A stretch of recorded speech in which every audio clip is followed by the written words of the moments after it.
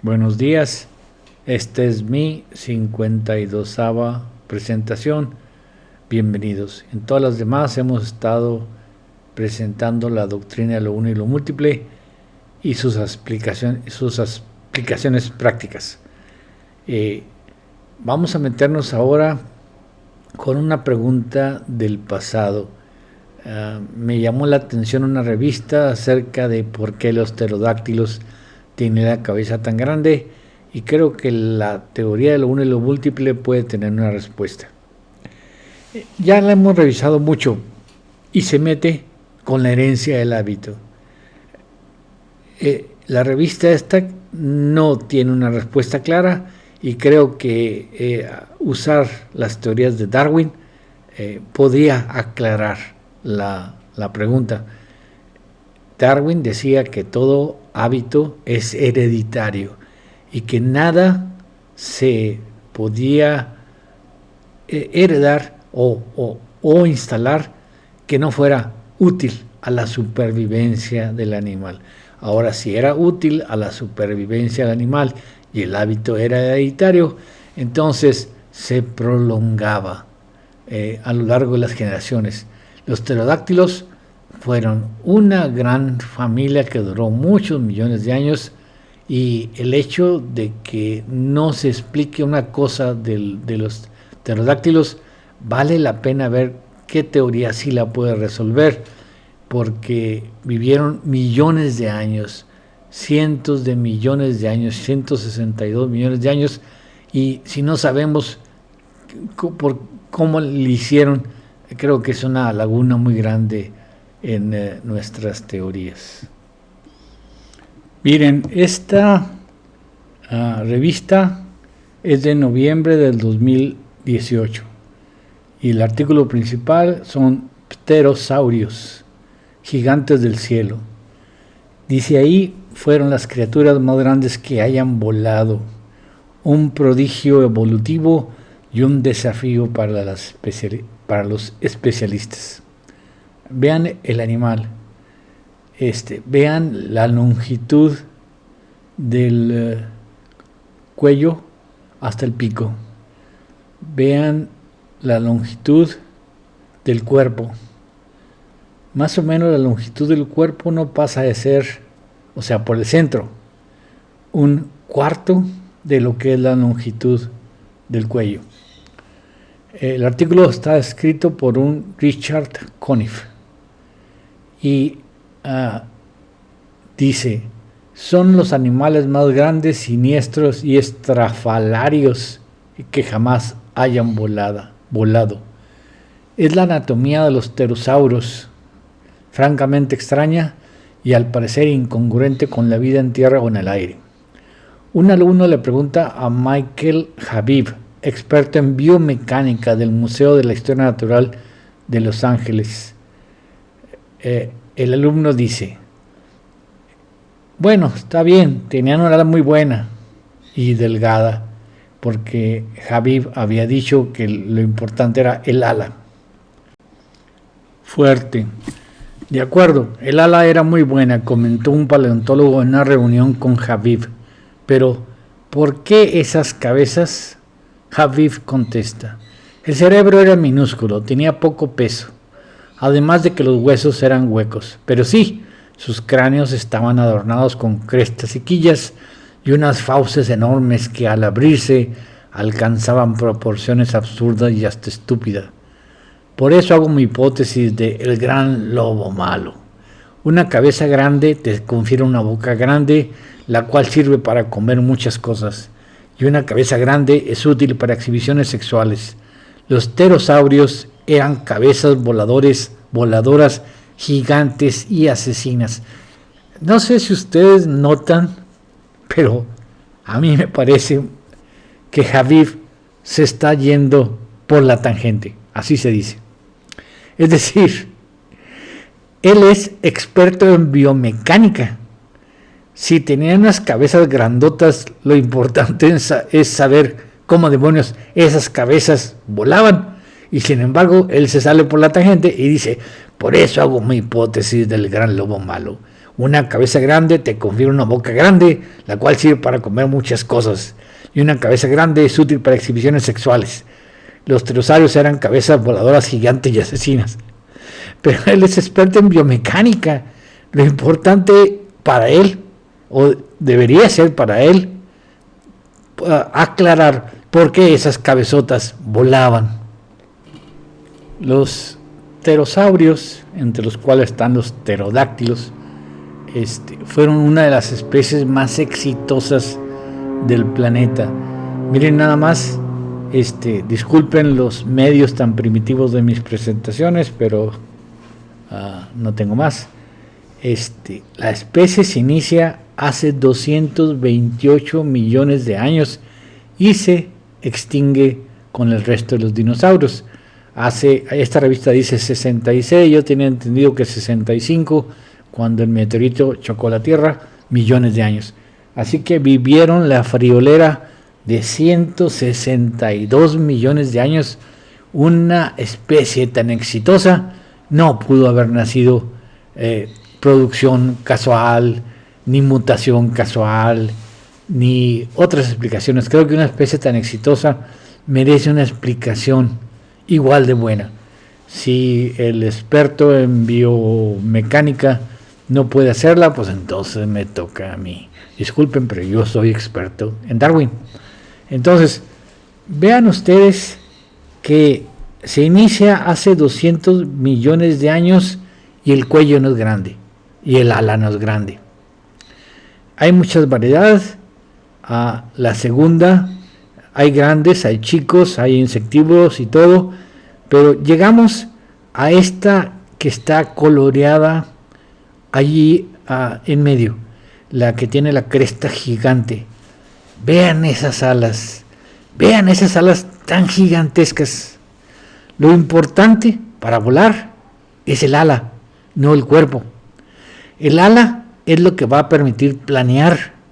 El ala es lo que va a permitir permanecer en el aire mucho tiempo. Y el cuerpo es nada más el sostén del ala. Si el ala está batiendo, esa ala gigantesca va a provocar un movimiento enorme. El cuello largo y la cresta sirven de contrapeso. Miren, aquí se ve la otra parte de la página. 66 millones de años, y podemos ver que a medida que pasan los millones de años, el ala va creciendo y el cuello se va alargando, pero se va alargando por proporción. Entre más gigante sea el ala, el contrapeso tiene que ser mejor, porque si no batiera, si esa ala batiera hacia abajo, provocaría un desequilibrio enorme si no hubiera un contrapeso contra el ala.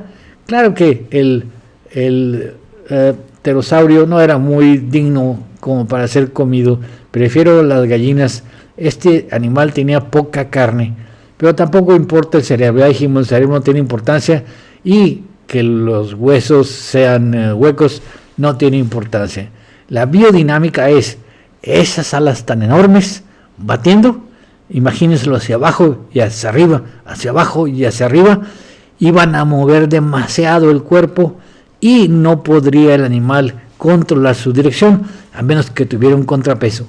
La cabezota y el penacho servían de contrapeso. Yo no soy experto en biomecánica, ni tampoco soy un experto en mecánica ni en vuelos, pero sé de Darwin. Entonces, ninguna estructura puede desarrollarse, dice Darwin, si no resulta de alguna utilidad a su posesor.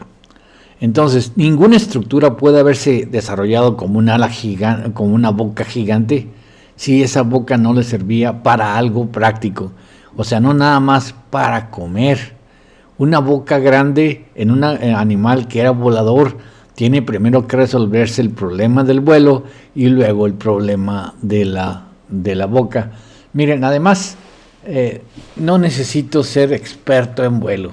Ha habido otros expertos en vuelo que pensaron lo mismo o que llegaron a igual conclusión acerca del contrapeso. El señor Santos Dumont, alrededor de 1901, realizó muchos vuelos en dirigible por París y ganó muchos premios de dirigibles. Decían que podía pararse en los Campos Elíseos, tomar un café y volverse a subir. Hizo unos 10 dirigibles propulsados. Era una gente rica, era un francés que se había avecindado en Brasil y que después volvió a Francia rico. Se daba el lujo de hacer dirigibles de hidrógeno. Y luego Santos Dumont, siendo experto en dirigibles, empieza a diseñar un avión. Esta escena no es real. Esta escena es de una película sobre Santos Dumont, pero en ella podemos ver que ya siendo experto en dirigibles y en poder dirigir un dirigible, empieza a tratar de diseñar un avión autopropulsado. Vean, hay gente sosteniendo el dirigible y él está con un aparato que se parece mucho a un pterosaurio. Vean, no tiene patas de pterosaurio. El pterosaurio no tenía patas. El pterosaurio tenía una ala enorme que batía. Y Santos Dumont, que era experto en dirigibles, y era experto en dirigibles antes de que los hermanos Wright volaran. Hubo un pleito acerca de quién fue el primero que voló. Los hermanos Wright dijeron que habían volado y mostraron algunas fotos que no tenían fecha ni nada, de que ellos habían volado en 1903, pero no se hizo público. Cuando menos podemos estar seguros que en 1903, cuando Santos Dumont andaba experimentando con un avión, no sabía nada de los hermanos Wright. Entonces se dio cuenta por sus experiencias con los dirigibles de que se necesitaba un contrapeso. Y vean, aún está sostenido el aparato por el dirigible, aún las cuerdas lo sostienen, pero ya él colocó un contrapeso en la parte delantera del avión porque las alas eran muy pesadas y estaba poniendo el motor en las alas. Entonces empieza el contrapeso. Después se hizo una competencia y el 12 de noviembre de 1906, en el 14 bis, yo dije que había construido unos 10 dirigibles dirigidos. La verdad no sé exactamente, pero el 14 bis ya no era un dirigible. Entonces se hizo el primer vuelo. No fue muy largo, pero unos 200 metros, igual que el de los hermanos Wright. Y después de los hermanos Wright, si es que es cierto lo de los hermanos Wright. Pero vean, se probó factible un avión sin dirigible, sin sostenimiento de dirigible, con un motor en la cola y un contrapeso que lo sostuviera. Por pura experiencia de Santos Dumont, el contrapeso era obligatorio, aunque era muy estorboso para poder elevar el aparato. Esto se voló varias veces. El 23 de octubre de 1906, primer vuelo certificado en Europa, Campo Bagatelle, París. Esta sí parece una foto real. Aquí se puede ver una foto, esta es foto real, para ver mejor el contrapeso. En las anteriores fotos y en la película había una ruedita pequeñita, mucho más chica que las ruedas que están en la parte posterior, y esa ruedita se suponía que ayudaba a deslizar el contrapeso, pero aquí no se ve y esta es foto real. Entonces supongo que en esta foto real el simple hecho de que el contrapeso esté inclinado hacia adelante forma una especie de patín, y si se vuela en una superficie plana, sin problemas y con césped, el patín puede elevar mientras que la ruedita podía encajarse en el suelo y frenar el vuelo. Entonces aquí está volando sin la rueda delantera, y de todas maneras esto es un pterodáctilo. Esa idea se me ocurrió hace apenas unos días.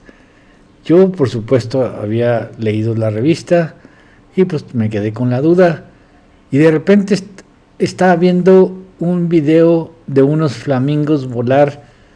Disculpen que no pueda poner aquí un video porque esta es una foto estática, pero créanme, el flamingo o flamenco bate las alas fuerte para poder remontar el vuelo, pero mantiene sus patas alineadas con su cuello. O sea, si ustedes tuvieran una regla, las patas y el cuello no se mueven con el batir de las alas, abajo, arriba, abajo, arriba, abajo, arriba. Y si no fuera por eso, el flamingo no podía controlar la dirección del vuelo. O sea, esas alas tan enormes, y eran más grandes en los pterodáctilos, batiendo, causan un movimiento enorme de aire, y si no fuera por el contrapeso delantero, vean cómo está estrambótica. Ahora sí ya le queda la palabra al flamingo, la cabeza del flamingo, pues era peor todavía en los pterosaurios. Lo único que importa es el ala. El ala era perfecta. Ahora, para poder batir el ala y remontarse, porque el ala era prácticamente, el pterosaurio era prácticamente un tipo con un planeador en la espalda. Nomás necesitaba correr un poquito, muy poquito, y inmediatamente extender las alas y el aire lo levantaba.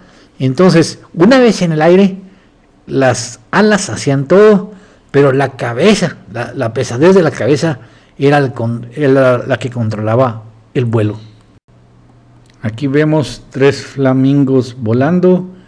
El de abajo y el de en medio están en la misma posición del ala.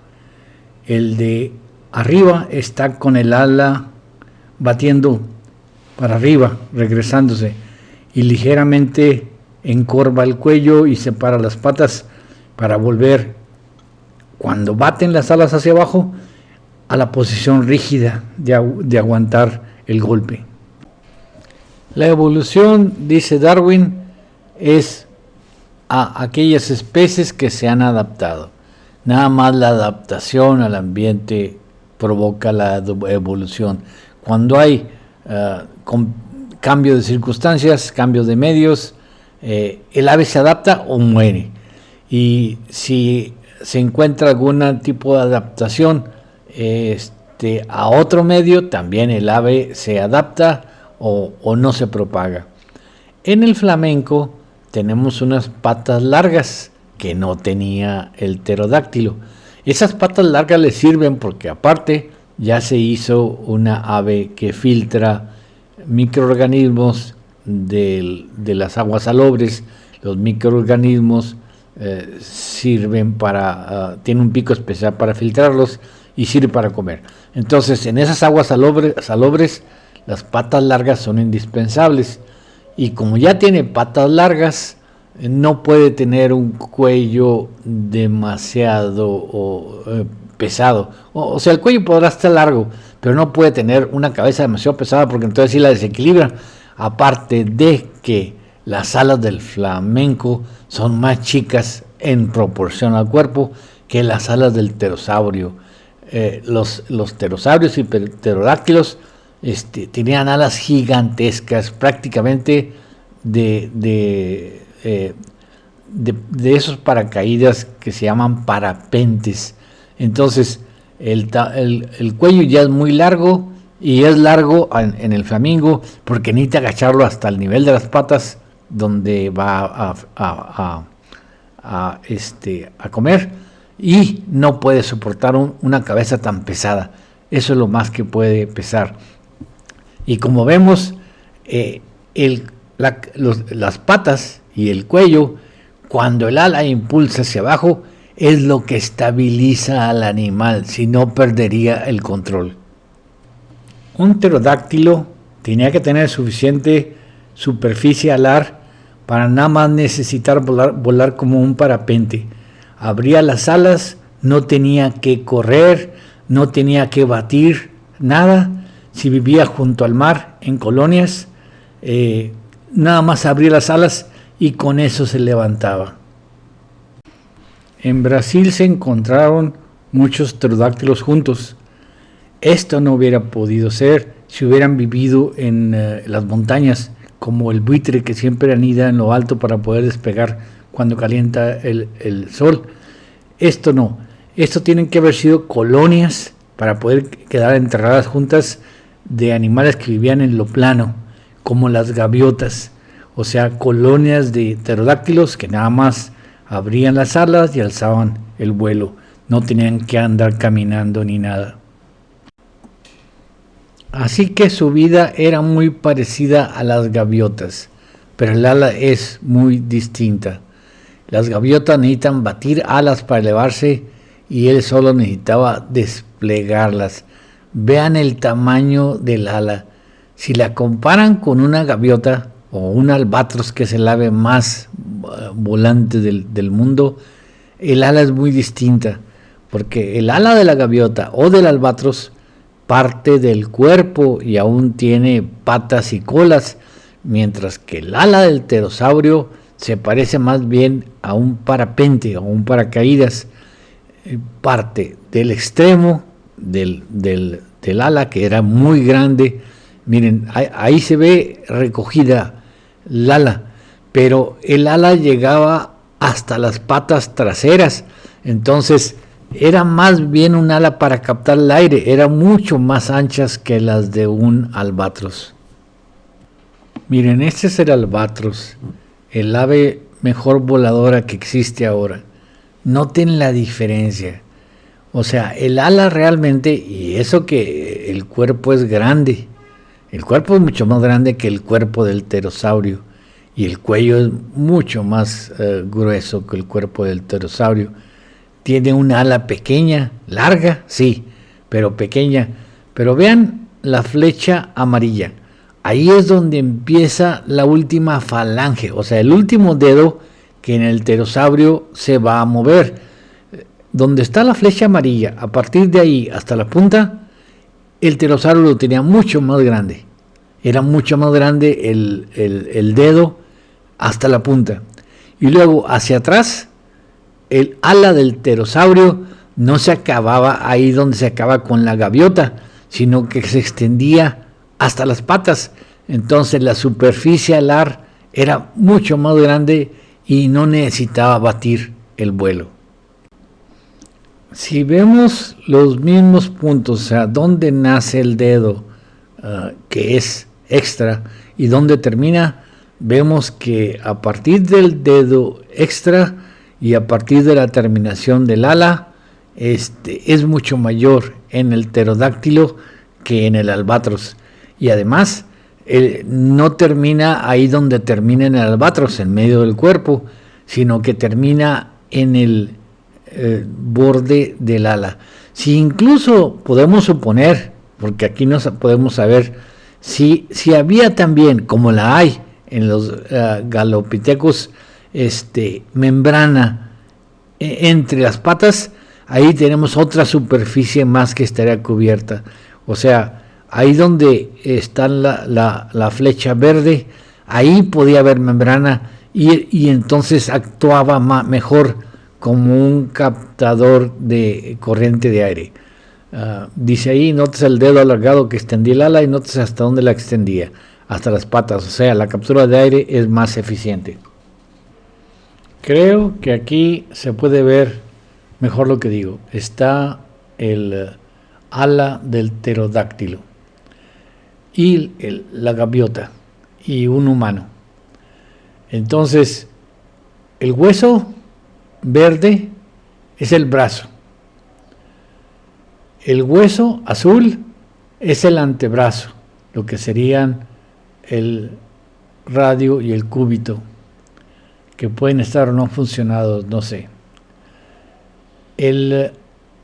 La franja celeste, o sea, lo que está en medio del azul y el rosa, sería la muñeca. Véanla en el hombre, la muñeca, la que flexiona la mano. El rojo correspondería a los metacarpos, o sea, ya los metacarpos van y ya hay una diferencia enorme de los metacarpos entre el albatros y el pterodáctilo. Los metacarpos son mucho más largos. Eso quiere decir que el albatros tenía más movimientos del ala. El albatros podía mover el ala a distintas formas. El albatros definitivamente tiene más articulaciones en el ala y puede mover el ala de muchas formas. Pero era más grande el ala del pterodáctilo. Vean ustedes, empieza en el rojo, que son los metacarpianos, qué cortitos son en el albatros y qué largos son en el pterodáctilo. Y luego vean el último de los dedos, el cuarto metacarpiano, qué enorme es en el pterodáctilo y qué cortito es en el albatros. Prácticamente la punta del ala del albatros no es ósea, es pura pluma, mientras que la punta del ala, porque aún no había plumas por lo visto, la punta del ala del pterodáctilo termina en hueso. Y además vemos que el albatros termina su ala en el cuerpo, mientras que el pterodáctilo termina su ala en las patas. Y si a este dibujo suponemos, ven esa raya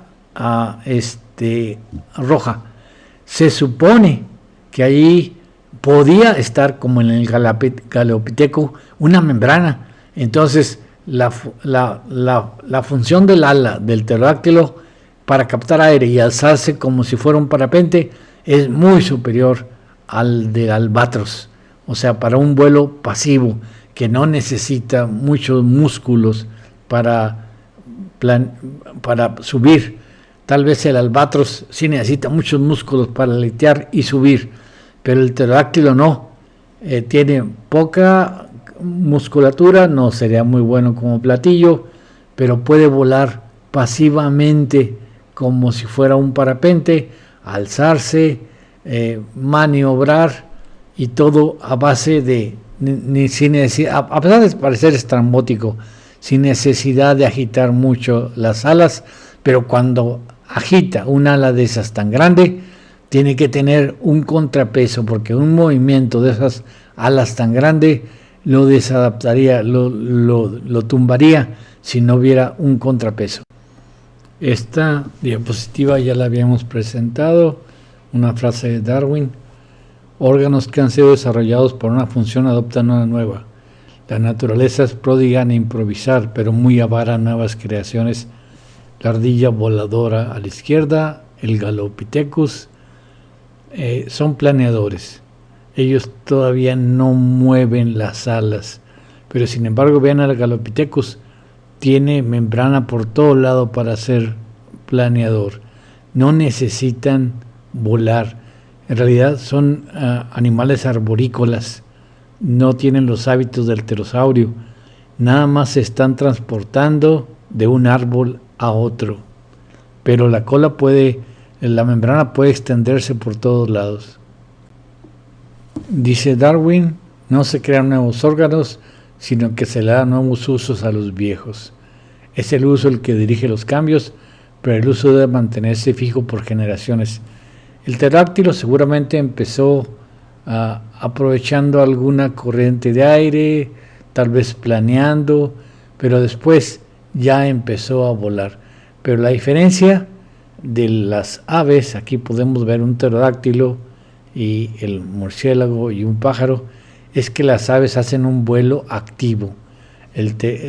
Tienen más articulaciones, más dedos metidos, pueden mover el ala de muy diversas maneras, sacarla, meterla, encorvarla, etcétera.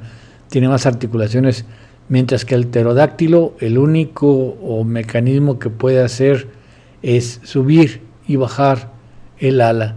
y eso debe bastar para mantenerlo en el aire como si fuera un parapente.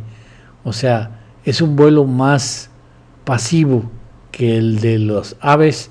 Por supuesto, tiene menos necesidad de muchos músculos y no sería bueno en un platillo, por ejemplo. Los pterodáctilos eran verdaderos parapentes en un mundo sin competencia. Esta ilustración que viene en el artículo como que trata de acentuar la incongruencia. Es acerca de uno de los últimos pterodáctilos, el Quetzalcóatl, hallado en Texas, en Big Bend, y del cual se hallaron muy pocos huesos. Entonces yo creo que esta reconstrucción no es fiel.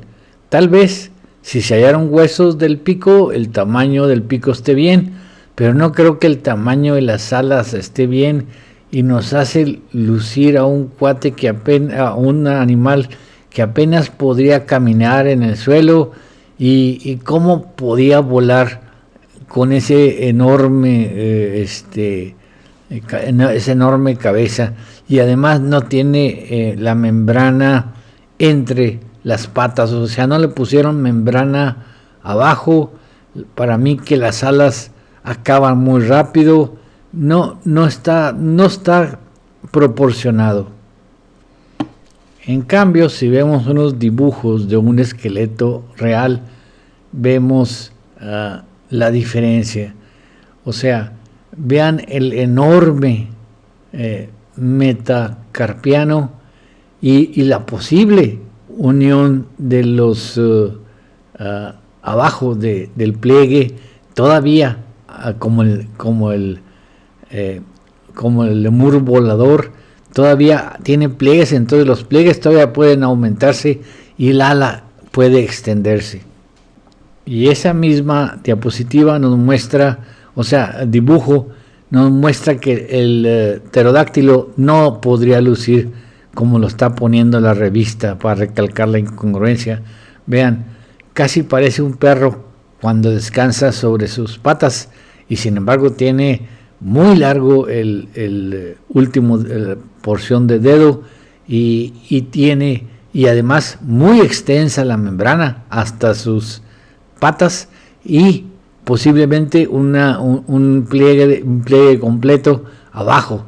Entonces el ala del pterodáctilo era gigantesca, incluyendo al actual albatros, que es el mejor volador.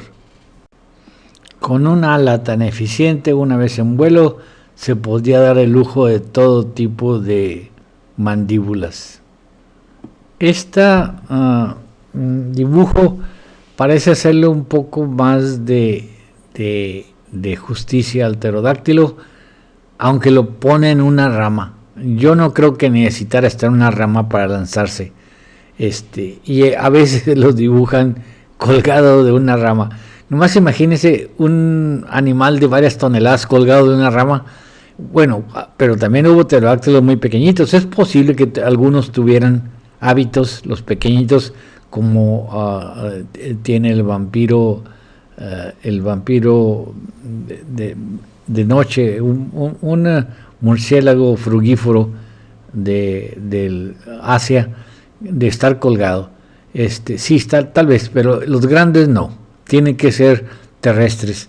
Pero vean que sí le hace justicia en el último de los dedos, lo enorme de las alas, y las alas de abajo todavía no están desplegadas, esa enorme capacidad para agarrar aire. Si a eso le pegamos todavía que tenía ala en medio de las dos patas, entonces ya es un parapente. Cuando empezaba a extender el dedo, el ala aumentaba su tamaño, y si extendía las patas, más todavía. Este dibujo creo que nos muestra un poco mejor el tamaño del ala del pterodáctilo. Entonces el cuello tenía que crecer, porque cuando esa ala batiera hacia abajo, si no tenía mucha cola en muchas patas en que apoyarse para evitar que el efecto del ala, tendría demasiada capacidad de ascenso y de torcerse. El la cabeza tenía que crecer y el cuello tenía que crecer para poder compensar el efecto del ala. Se han encontrado fósiles con huevos, así que esos fósiles son hembras, pero no se diferencian morfológicamente del resto de fósiles.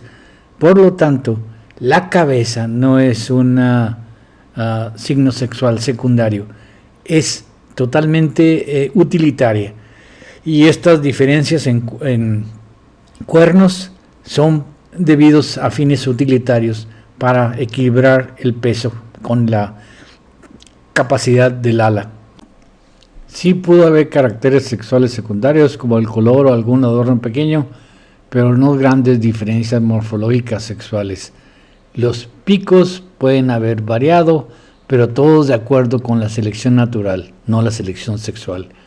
O sea, según los hábitos, estaba el pico, podía ser como pato, dependiendo de los hábitos, podía tener dientes para atrapar peces, podía ser de otro tipo, cualquier cosa que hábito, pero no parece variar en el tamaño del cuello, ni en el peso de la cabeza, el hecho de la selección sexual secundaria, no parece ser causa de la selección sexual secundaria, como dice Habib, que así podemos impresionar a las hembras. Había variaciones, pero no de tamaño ni de largo de cuello. La selección sexual puede producir muchas variaciones entre el macho y la hembra, pero eso siempre y cuando la presión selectiva natural sea muy baja. Artificialmente se han creado los pavos reales, aunque en naturaleza empezaron a ser así, pero ya se han creado por su belleza y como se han creado, mucha de la belleza del pavo real es artificial, es una selección artificial y sí puede haber variaciones, pero el pterosaurio estaba sujeto a muy alta presión selectiva natural y no se podía permitir esas variaciones sexuales secundarias acentuadas. Aquí vemos dos ejemplares de China de hace unos 200 millones de años, según esto. Parece ser que se trata del macho y la hembra. Ya había dimorfismo sexual en esa época, tal como hay en la actualidad. Lo más que se podrían permitir, a lo más, es colores y alguno que otro adorno de poco peso, porque si no, no sean competitivos en la selección natural. Es una lástima que 200 millones de años de evolución sean echados a perder por el hombre. Cuando Wallace visitó la isla de Aru, cercana a Nueva Guinea, dijo que Aru era rica en aves del paraíso. Ya no hay ninguna. Solamente en las regiones más inhóspitas de Nueva Guinea hay aves que aún se defienden del hombre que apenas ha entrado en esa área desde hace 40,000 años y realmente apenas ha crecido su población en los últimos 50. Dice aquí que fueron una rama solitaria. Aquí están las aves, lograron sobrevivir. Los dinosaurios no aviares desaparecieron con la extinción del Cretáceo y los cocodrilos todos lograron sobrevivir, pero el pterosaurio se extinguió. Ahora, el hecho de que sea una rama solitaria quiere decir que no tuvo mucha variante, aunque haya tenido muchas variantes. De todas maneras todas pertenecían al mismo género y eso significa no que haya sido raro, no que haya sido escaso o fortuito, sino que ocuparon todo el nicho. Si son demasiado exitosos, se hacen ramas solitarias. Una boca grande no es para asustar, es para comer. Entonces, si el pez come muy ocasionalmente, una boca grande es para devorar a un pez más pequeño. Cuando se enfrentan dos peces casi iguales, el que logra meter en su boca al otro es el que come y el otro es comido. Entonces la boca grande en un animal que come muy de cuando en cuando sí es útil, pero por ejemplo el brontosaurio tenía una boca chiquita y tenía un cuerpo enorme, ¿no? Porque tenía una comida más frecuente. La hipótesis de Habib de que del gran lobo malo, de que tener una bocota grande era muy útil para comer más y más cosas, sin explicar cómo esa bocota volaba, yo digo que no sirve. El brontosaurio tenía una boca muy chiquita, pero comía constantemente y con eso mantenía su enorme cuerpo. Hay maneras de comer muy especiales, pero siempre útiles al poseedor. Mire, aquí tenemos el Helicopropion. Se inicia a fines del Carbonífero, del 280 millones de años a los 225 millones de años. Sobrevivió a la extinción de fines del Pérmico y acabó con la extinción del Triásico. O sea, vivió muchos millones de años, como 65. ¿Y por qué tenía esa boca tan especial? Aparentemente la boca le servía para engullir presas, porque además estaba muy grande. Las metía dentro de la boca, tenían que ser presas. Es como la tortuga del laúd tiene que comer medusas, es como comer agua, entonces tiene que meterlas para poder sacarles algo de carne, y este tipo tenía que introducir la presa adentro y para poder comer algo. Una gente o un animal que no pudiera hacer esto no prosperaba. La revista lo representa así, como si tuviera una sierra ahí, pero tienen que haber sido presas muy gelatinosas para poder explicar ese particular diente. Los dientes no se crean por mutación, los dientes se crean y los sistemas se crean para utilidad del animal dependiendo de sus hábitos. Aquí vemos cómo el residuo fósil que quedó se atribuyeron a distintos lugares anatómicos dependiendo de la época. Primero en el tope del hocico como un adorno, después como algo en una aleta y luego después como una sierra en el 66 y luego en el 2012 como una de las diapositivas que vimos. Pero vean, abajo está el cuerpo del animal junto con el tiburón blanco, que es el tiburón más grande actualmente. Entonces era un tiburón muy grande. Lo que quiere decir es que había mucha comida del tipo que él estaba especializado en comer. Aquí se ve otra representación de cómo funcionaba. Al enrollar, metía la presa en el hocico y el ángulo de apertura de la boca era muy ancho, o sea, las presas tienen que haber sido muy grandes. Este dibujo como que muestra más activamente, más perfectamente el hecho de que al enrollar metía la presa dentro del hocico.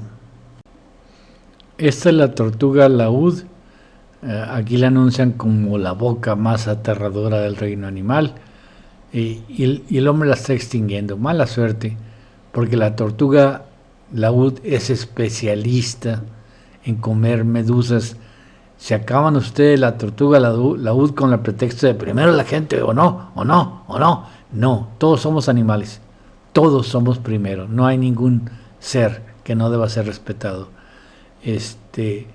Se acaban ustedes las tortugas laúd comiéndose sus huevos, comiéndose la carne porque podemos matarla, y se van a proliferar las medusas. A ver si les gusta eso. Miren la boca de la tortuga laúd. Tiene múltiples dientes y dientes en la faringe. No nada más tiene dientes al inicio, sino que tiene dientes de la faringe. Y el pescador muy ufano la mata. Claro que está prohibido matarlas, hay leyes que está prohibido matarlas, pero siempre dicen, primero la gente no, primero la gente no. No, primero es el mundo, primero es el equilibrio, primero es el planeta, primero es la vida sustentable, no primero la gente. El hombre es un ser domesticado, doméstico, al servicio de los países. Es un animal totalmente sin instintos que está haciendo las cosas mal. Esta boca es la única boca que puede comer a una medusa. O sea, las tortugas laúd y poquísimos peces son los únicos que pueden alimentarse de medusa. Morder a una medusa es como morder agua. No le sacan nada.